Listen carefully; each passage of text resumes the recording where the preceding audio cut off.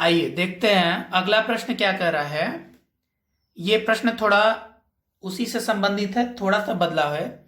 जैसे बोला है कि आल ए आर बी मतलब कि सभी ए बी हैं। फिर बोला है कि no no B is C, no B is C मतलब कोई भी सी नहीं है। इसका हम फिगर बनाएंगे, तो फिगर को थोड़ा सा समझेंगे क्योंकि यहां आल ए की बात किया है।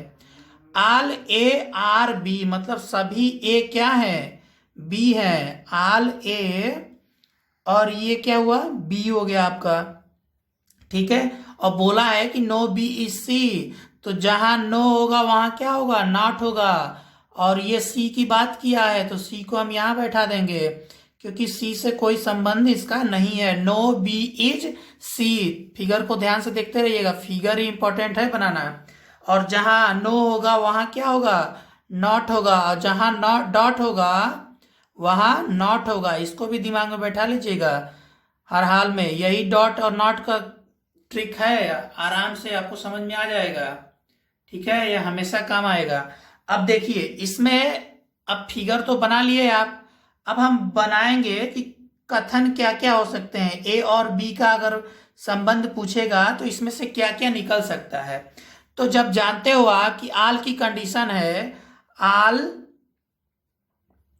आल ए आर बी, ये कंडीशन अगर दे रहा है तो आपको सम की कंडीशन मिलेगी, सम ए आर बी और सम बी आर ए। अगर इसके अलावा आप कुछ भी बनाते हो तो वो गलत हो जाएगा। अगर कोई टीचर आपको बता भी रहा है तो उस पर ध्यान मत दीजिएगा, ठीक है।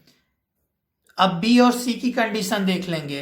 बी और सी की कंडीशन क्या दिख रहा है, नो दिख रहा है कि नो बी इज सी। तो हमने क्या बताया आपको कि जहां नो होगा वहां नॉट भी आएगा, ठीक है। और जहां डॉट होगा वहां डॉट इजकल टू नॉट होगा। तो नो बी इज सी, तो इसको भी परिवर्तन कर देना चाहिए, नो सी इज बी। एक तो ये मिल गया। अब फिर इसमें ये बनेगा कि सम बी आर नॉट सी। तो जब सम बी आर नॉट सी बनेगा तो एक कंडीशन ये भी बनेगा कि सम सी आर नॉट बी। एक तो ये बन जाएगा, ठीक है। अब थोड़ा सा इसको ध्यान में देख लीजिए कि ए और सी की कंडीशन क्या लागू होगी।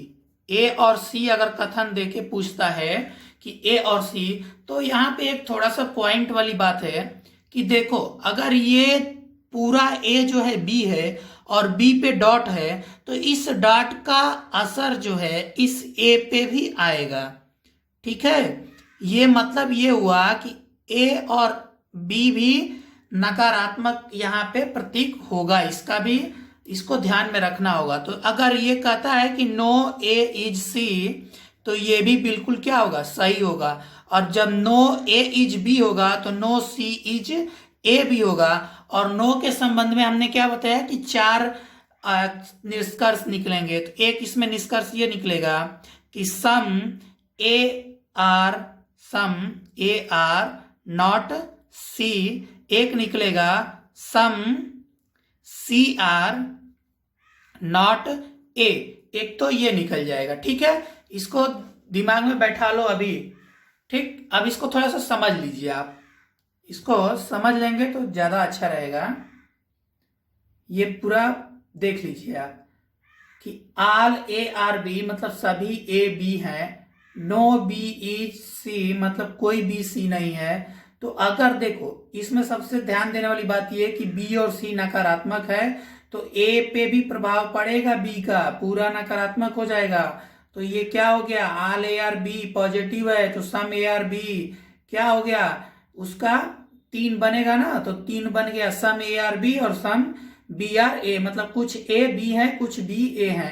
अब बी और सी का पूछ रहा है, नो बी सी तो नो सी इज बी। तो इसमें 2 कंडीशन और बनेगी, उसको कहेंगे some B are not C some C are not B. फिर ए और सी का पूछेगा तो मैंने क्या बताया कि बी निगेटिव है तो उसका अंदर प्रभाव पड़ेगा। तो नो ए इज सी तो नो सी इज ए, तो some A are not C some C are not A. ये आपका पूरा ये पढ़े बनेगा आपका, ये पूरा कथन और निष्कर्ष में यही चीज को ध्यान में रखना है। ठीक है, उम्मीद करता हूं समझ में आ गया होगा।